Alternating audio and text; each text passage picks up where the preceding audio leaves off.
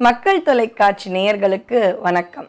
தெய்வ திருக்கல்யாணம் பகுதியில் அடியேன் திருமயிலை கற்பகலட்சுமி சுரேஷ் உங்களை சந்திப்பதில் மற்றற்ற மகிழ்ச்சி. கதாதரர் ராமகிருஷ்ணரானார். சாமானிய பெண் குழந்தையாக இருந்தவள் அந்த சாரதை இப்பொழுது உலக அன்னையாக இன்றளவும் வாழ்ந்து பல துறவிகளை வழிநடத்தி கொண்டிருக்கின்றார்கள். இது மாதிரி பல துறவிகள், பல சுவாமிகள் இன்னைக்கும் சொல்வார்கள். அவர்களை நம்ம மகாராஜ்னு அழைப்போம்.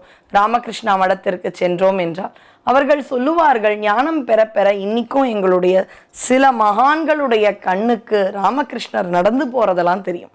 எங்களுடைய நிறுவனத்தை பொறுத்தவரை ராமகிருஷ்ணர் அவர்தான் தெய்வம். அவர் பார்த்தீங்கன்னா ரொம்ப அழகான கருத்தை கொண்டு வாழ்ந்தார். அந்த ராமகிருஷ்ணா மடத்திற்கு மட்டும் அற்புதமான ஒரு பண்பு உண்டு. இந்த ஒரு மதம் அதுதான் எனக்கு வேணும் அப்படிலாம் கிடையாது.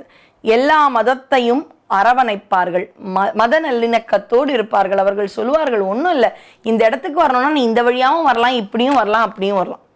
அப்படிதான் கிறிஸ்துவம் ஆகட்டும், இஸ்லாம் ஆகட்டும், பாரதத்தில் இருக்கும் பல தர்மங்கள் ஆகட்டும், ஆனால் வந்து சேரப்போவது இறை அப்படின்ற ஒரு நிறைவான சங்கமத்தில், அப்படின்ற ஒரு மேலான சிந்தனை உடையவர்கள்.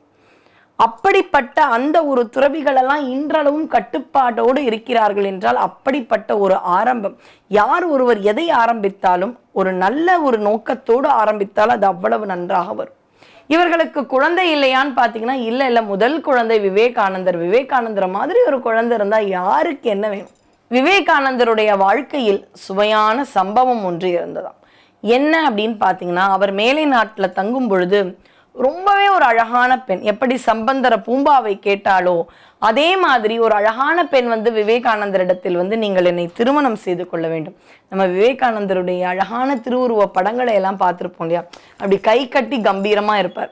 அவேக், அரைஸ், ஸ்டாப் நாட், எழுமின் விழுமின், உங்களுடைய அந்த குறிக்கோளை அடையும் வரை நிற்காதீர்கள்னு நிறைய அவருடைய படங்களை பார்த்துருப்போம். எவ்வளோ அழகா இருப்பார். அப்போ உண்மையில் நேரில் அவர் எவ்வளோ அழகாக இருந்திருப்பார். ஒரு பெண்மணி வந்து கேட்குறாங்களா, நான் உங்களை தான் திருமணம் செய்ய போகிறேன்.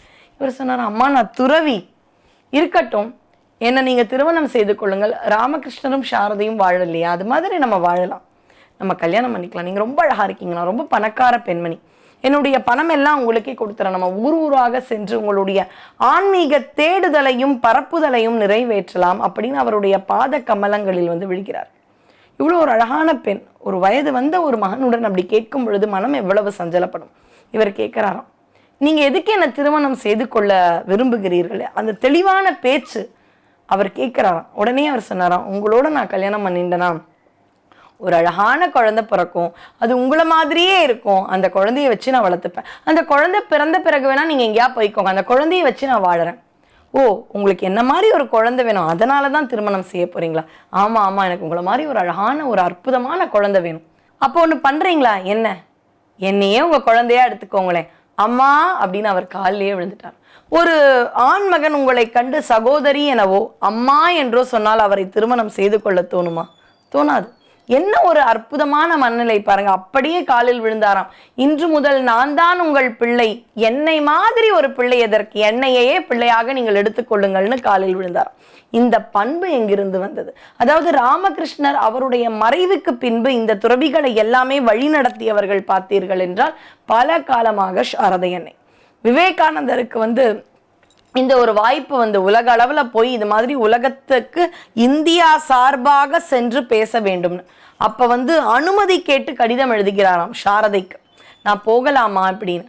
போயிட்டு வா, உன்னால் இந்த உலகம் முழுக்க நீ வந்து நம்முடைய அந்த தேசத்தின் பெருமையை முன்னேற்ற வேண்டும் என்று அனுமதி கொடுத்தவராம் சாரதை. இன்னொரு கூற்றும் உண்டு.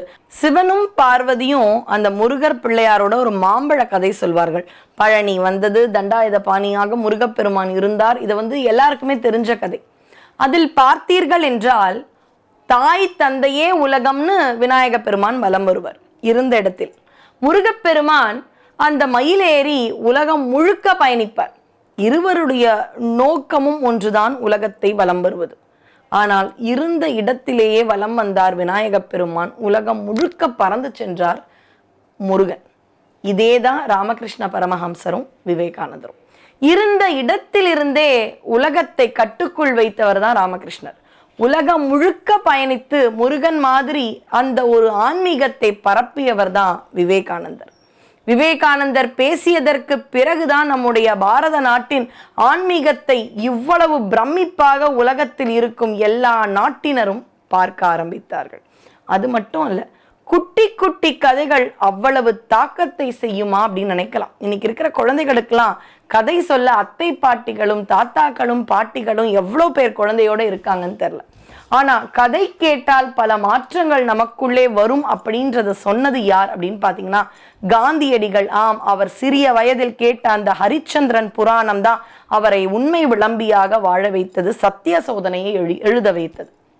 விவேகானந்தர் அவருடைய சிறிய வயதில் பார்த்தீங்கன்னா அவர்களுடைய தாய் சொன்ன ராமாயணமும் மகாபாரதம் தான் ஒரு நரேந்திரனை விவேகானந்தராக மாற வைத்தது. ஆண்டாளுக்கு பெரியாழ்வார் சொன்ன அற்புதமான கிருஷ்ணன் கதைகள் தான் அவளை அந்த பக்தியால் இறைவனை ஆள வைத்தது. ஆண்டாள் அப்படின்னு இன்றளவும் அவளுக்கு பூதேவியாக ஸ்ரீதேவிக்கு நிகராக சன்னதிகளை வைணவ தலங்களில் வர வைத்தது. அப்ப கதை எவ்வளவு பெரிய மாற்றங்களை கொடுக்கும். வாழ்க்கையில் பெரிய பெரிய தத்துவங்களை சின்ன சின்ன கதைகள் மூலமாக உலகத்திற்கு அளிக்கலாம் அப்படின்ற ஒரு அற்புதமான ஒரு முறையை கையாண்டவர் ராமகிருஷ்ண பரமஹம்சர். ராமகிருஷ்ண பரமஹம்சர் கதைகள்னு போனா நூலகங்களில் அவ்வளவு கிடைக்கும். அப்ப பெரிய பெரிய விஷயத்த சின்ன கதை மூலமா சொல்லிடலாம். யாரோ ஒருத்தர் கேட்டுக்கிறாரா, உங்க இறைவனுக்கு என்ன இவ்வளோ பேரு, ராமான்றீங்க, கிருஷ்ணான்றீங்க, முருகான்றீங்க, இவ்வளோ பேரா? அவர் சொன்னாரா ராமகிருஷ்ணன், ஒரு கதை சொல்லட்டுமா, என்ன நாளைக்கு உங்க வீட்டுக்கு சொல்றேன். சரி சரி, உன் பேர் என்ன? உதாரணத்துக்கு அவருடைய பேர் கிருஷ்ணன்னு வச்சுக்கோங்களேன். கிருஷ்ணன், சரி நாளைக்கு வரேன்ப்பா கிருஷ்ணா. சரி, அடுத்த நாள் ராமகிருஷ்ணர் அவருடைய வீட்டுக்கு போறார். உள்ள போன உடனே கிருஷ்ணான்னு கூப்பிட்டாராம். வாங்க சாமி, உள்ள உட்காருங்க, நான் கேட்ட கேள்விக்கு பதில் சொல்ல போறீங்க. உங்க சாமிக்கு தான் எவ்வளோ பேர், ஒரு பேர் போராதா அப்படின்னாரு. அவர் சிரிச்சுட்டே உட்கார்ந்தாராம். அப்பன்னு பார்த்து அந்த நபருடைய மகள் அவரை அப்பான்னு கூப்பிட்டுன்னு வந்தானா. உங்க மகளா அப்படின்னா, ஆமா சாமி. கொஞ்ச நேரத்துல மனைவி கிட்ட கூப்பிடுறாங்க. அதை பாரு, சாமி வந்திருக்காரு, ஏதாவது சாப்பிட கொடு. எங்க இதோ வந்துட்டேன். யாரு? மனைவியாமா. அவருடைய அம்மாவும் அப்பாவும் வந்தாங்களாம். கிருஷ்ணா யாருடா அப்படின்னு வந்தாங்களாம். குழந்தைன்னு வந்தாங்களாம் அம்மா. ஏன்னா 80 வயசு தாத்தாக்கு 100 வயசு பாட்டி இருந்தா குழந்தையா, 80 வயசு தாத்தா அம்மா இருந்தா மட்டும்தான் இருக்க முடியும் இல்லையா உலகத்துல. அவருடைய தம்பி வந்தாரா அண்ணான்னு. அப்ப கேட்டாரா ராமகிருஷ்ண பரமஹம்சர், சாதாரண உன்னையே ஒருத்தர் கிருஷ்ணான்றாங்க, குழந்தைன்றாங்க, ஏங்கன்றாங்க, அப்பான்றாங்க, அண்ணான்றாங்க, தம்பின்றாங்க, வாடா போடான்னு உன்னுடைய நண்பர்கள் உரிமையாக அழைக்கிறார்கள். சாமானியன் உனக்கே இத்துணை பெயர்கள், இத்துணை பல பல நாமங்கள் என்றால் எல்லாவற்றையும் அழகாக உலகத்தில் சிருஷ்டித்து படைத்து காத்து அந்த அற்புதமாக இருக்கும் அந்த இறைவனுக்கு இவ்வளவு பெயர் கூடாதான்னு கேட்டார். இப்படித்தான் பெரிய பெரிய விஷயங்களையும் சின்ன சின்ன கதைகள் மூலமாக நமக்கு உணர்த்தியவர் ராமகிருஷ்ண பரமஹம்சர். இவர்கள் வாழ்க்கையில் எப்படி சேருகின்றார்கள்? கல்யாணம் ஆன உடனே அவர்கள் ஒன்றாகலாம் வாழவில்லை. 5 வயது குழந்தைதான் சாரதா தேவி. 19 வயதில் தான் ராமகிருஷ்ண பரமஹம்சரோட போய் இணைகிறார்கள். எப்படி இணைகிறார்கள் அப்படின்ற சுவாரஸ்யத்தை தொடர்ந்து ரசிப்போம். நன்றி, வணக்கம்.